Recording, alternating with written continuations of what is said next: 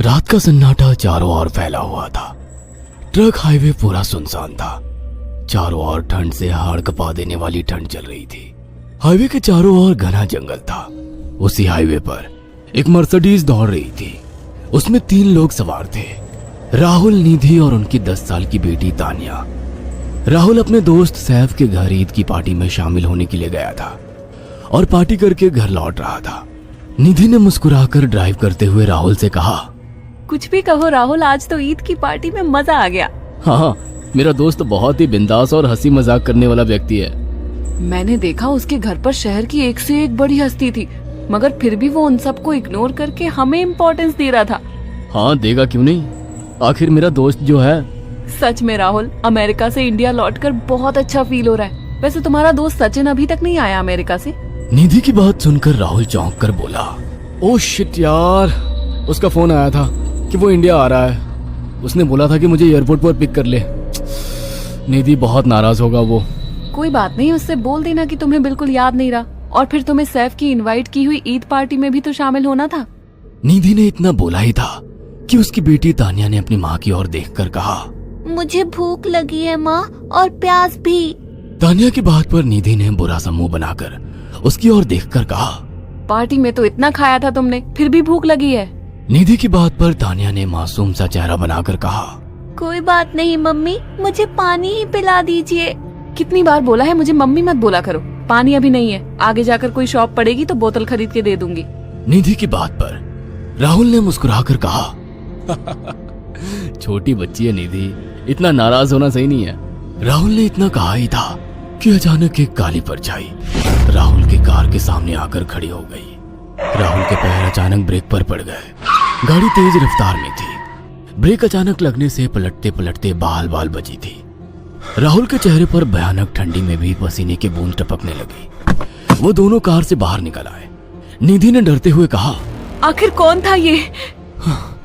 ऐसा लगा जैसे कि कोई भयानक काली परछाई मेरे कार के सामने आकर खड़ी हो गई हो। वो दोनों काली रात के सन्नाटे में इधर उधर देखने लगे। तभी निधि को एक घने पेड़ के पास तो चमकीली हुई आंखें दिखाई दी। उसकी आंखें बिल्कुल भेड़ियों की तरह लग रही थी। निधि ने चीखते हुए राहुल से कहा, राहुल देखो कौन है वो, जल्दी से गाड़ी में बैठो, मुझे बहुत डर लग रहा है। राहुल ने उस तरफ देखा तो उसके रोंगटे खड़े हो गए। वो दोनों गाड़ी के अंदर बैठने ही वाले थे कि अचानक एक अजीब सा चेहरा वाला भयानक सा आदमी बिजली की रफ्तार से उनके सामने आकर खड़ा हो गया। राहुल ने देखा कि उसका चेहरा बिल्कुल सड़ा हुआ था और उसकी आंखें भेड़िए की तरह चमक रही थी। उसके लंबे लंबे बाल उसके कंधे तक आ रहे थे और उसके दांत भेड़िए की तरह बाहर की ओर निकल रहे थे। हाथों की जगह नुकीले पंजे थे। राहुल को देखकर अजीब से अंदाज में हंसने लगा, मगर जैसे ही राहुल की नजर उसके कपड़ों पर गई, राहुल की आंखें फटी की फटी रह गई। वो हकलाते हुए बोला, भाईजान, भाईजान, मुझे माफ कर दो, मुझे छोड़ दो। राहुल ने इतना कहा ही था कि अचानक उस अजीब से दिखने वाले भयानक आदमी ने अपने पंजों से राहुल की गर्दन कसकर पकड़ ली और एक ही सेकंड में उखाड़ कर जमीन पर फेंक दी। राहुल के धड़ से लाल रंग का खून का फुहारा फूट पड़ा। इस भयानक मंजर को देखकर निधि के गले से एक जोरदार चीख निकल गई। निधि इससे पहले भागती कि अचानक उस भयानक दिखने वाले आदमी ने निधि को पकड़ लिया और अपने नुकीले पंजे उसके पेट में गड़ा दिए और उसकी अतड़ियां बाहर निकाल दी। निधि की एक दिल दहला देने वाली चीख सन्नाटे को चीर गई। अचानक हवा का एक बवंडर उठा और वो भयानक सा दिखने वाला व्यक्ति देखते ही देखते बवंडर के साथ गायब हो गया। तानिया ने डरते डरते निधि के मोबाइल से पुलिस और सैफ को बुला लिया और कुछ ही देर में वहां चारों ओर पुलिस की गाड़ियां थी। पुलिस ने राहुल के दोनों दोस्त सैफ और सचिन को वहीं बुला लिया। इंस्पेक्टर अर्जुन ने दोनों से कहा, मैंने ऐसी हत्याएं अपने करियर में कभी पहले नहीं देखी। ये काम तो ना किसी जानवर का लगता है, ना ही किसी इंसान का। सचिन कपकपाती हुई आवाज में बोला, आप कहना क्या चाहते हैं? कुछ कह नहीं सकता। जिस किसी ने भी इन दोनों को मारा है उससे एक बात तो साबित होती है कि वो इन दोनों से हद से ज्यादा नफरत करता था। अब सारी सच्चाई तो ये बच्ची ही बता सकती है।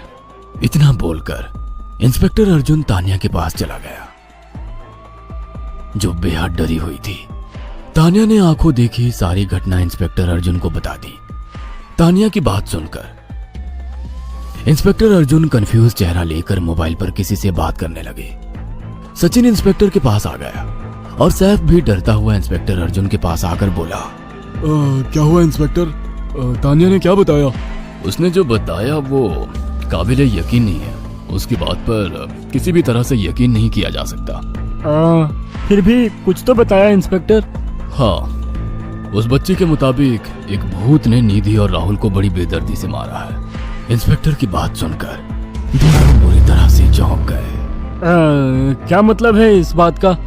बच्ची बेहद डरी हुई है। हम आगे की तफ्तीश जारी रखेंगे। निधि और राहुल तो चले गए, अब तानिया को मैं रख लूंगा। नहीं, राहुल मेरा अच्छा दोस्त था। तानिया अब मेरे साथ रहेगी। देखिए, बच्ची के माँ बाप अब इस दुनिया में नहीं है और आप दोनों भी शादीशुदा है। मुझे नहीं लगता कि आप दोनों बच्ची की सही से देखभाल कर सकते हैं। मेरी कोई औलाद नहीं है। मैंने अपनी पत्नी को फोन कर दिया है, वो भी IPS ऑफिसर है। ये बच्ची आज से मेरे साथ रहेगी। उसका मासूम चेहरा मेरे दिल में उतर गया है। अब तुम दोनों जा सकते हो। पूछताछ के लिए मैं जब भी तुम्हें बुलाऊं तुम दोनों आ जाना। इंस्पेक्टर ने ये बात बोली ही थी कि अचानक वहां पर मौसम बदल गया। चारों ओर काली घटाएं छा गई और एक भयानक बवंडर उठा और देखते ही देखते सब पुलिस वालों के सामने वो भयानक चेहरे वाला आकार सबके सामने खड़ा हो गया। उसको देखकर सबके रोंगटे खड़े हो गए। देखते ही देखते उसने अपने भयानक पंजे सैफ की आंखों में डालकर उसकी आंखें निकाल ली। सैफ ने चीखते हुए वहीं दम तोड़ दिया। उस भयानक आदमी को देखकर सचिन उसके पैरों पर गिर गया। तुम तो भाईजान से कपड़े पहने हो। मैं समझ गया, तुम भाईजान हो। मुझे माफ कर दो भाईजान, मुझे यहाँ से जाने दो। मैंने कुछ नहीं किया था। वो भयानक चेहरे वाला गुर्राते हुए बोला, बता इन सबको कि ये सब इतनी भयानक मौत क्यों मरे। सचिन दौड़ता हुआ इंस्पेक्टर अर्जुन के पास गया और बोला, मैं जानता हूँ इसने इन तीनों को क्यों मारा। इसका नाम भाईजान था। जब ये जिंदा था ये किसी का भाई किसी की जान था। बहुत साल पहले ये हम सबका बहुत अच्छा गहरा दोस्त और बिजनेस पार्टनर था। ये सबकी बहुत मदद किया करता था। इसकी प्यारी सी बेटी थी तानिया, जो इस वक्त कार के अंदर बैठी हुई है। ये इसी की बेटी है। भाईजान अपने सारे पैसों से एक बहुत बड़ा हॉस्पिटल खोलना चाहता था जिससे गरीबों का मुफ्त इलाज किया जा सके, मगर हम तीनों इसके लिए तैयार नहीं थे। हमारी नीयत उसकी दौलत पर खराब थी और एक दिन हम सब धोखे से ईद के दिन भाईजान को यहाँ ले आए और इसे मारकर फेंक दिया। तो फिर तुम सबने इसकी बेटी को क्यों जिंदा छोड़ दिया? हमें बाद में पता लगा कि भाईजान ने सारी जायदाद अपनी बेटी के नाम कर दी है, इसीलिए हमने भाईजान की पत्नी को भी मार दिया। और तानिया का तुम 18 साल की उम्र पूरी करने का इंतजार कर रहे थे ताकि सारी जायदाद अपने नाम करा सको और बाद में उसे भी ठिकाने लगा सको। इसी के लिए तुम दोनों इस मासूम बच्ची को अपने साथ रखने की जिद कर रहे थे। जी, आपने बिल्कुल सही कहा। हम तानिया को भी इसी जगह लाकर मार देते। सचिन की बात सुनकर इंस्पेक्टर अर्जुन की आंखों में खून उतर आया। इंस्पेक्टर अर्जुन के कुछ कहने से पहले ही भाईजान बिजली की रफ्तार से इंस्पेक्टर अर्जुन की आंखों के सामने से सचिन को पकड़कर ले गया और उसके शरीर के टुकड़े टुकड़े कर दिए और हवा में उठे एक तेज बवंडर के साथ गायब हो गया। सारी घटना इंस्पेक्टर अर्जुन की आंखों के सामने हुई थी। तानिया को इंस्पेक्टर अर्जुन और उसकी पत्नी ने अपनी बेटी की तरह पाला। अगर आपको हमारी ये कहानी पसंद आई हो तो इसे लाइक और शेयर करना ना भूलें। साथ ही ऐसी और नई कहानियों के अपडेट्स पाने के लिए हमारे चैनल अक्षु टीवी को जरूर सब्सक्राइब करें।